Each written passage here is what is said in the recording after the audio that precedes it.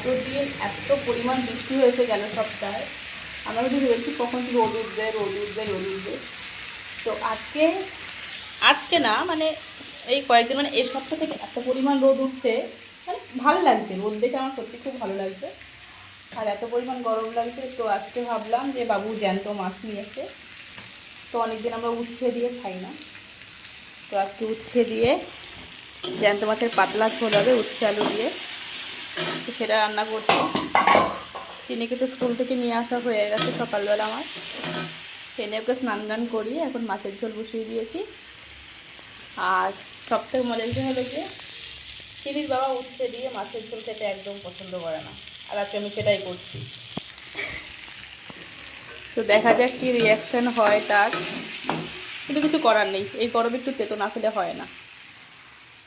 ওদিকে আমার একটা পার্সেলও আমার একটা পার্সেল এসছে না বাবা, ওদিকে আমার একটা পার্সেলও চলে এসছে।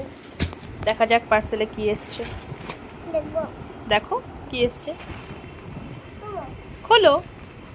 তুমি কি ভেবেছিলে তোমার জন্য এনেছি, তোমার পার্সেল?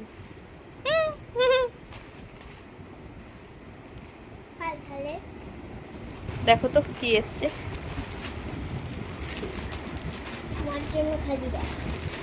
মার জন্য খালি ব্যাগ, ভালো লেগেছে ব্যাগটা।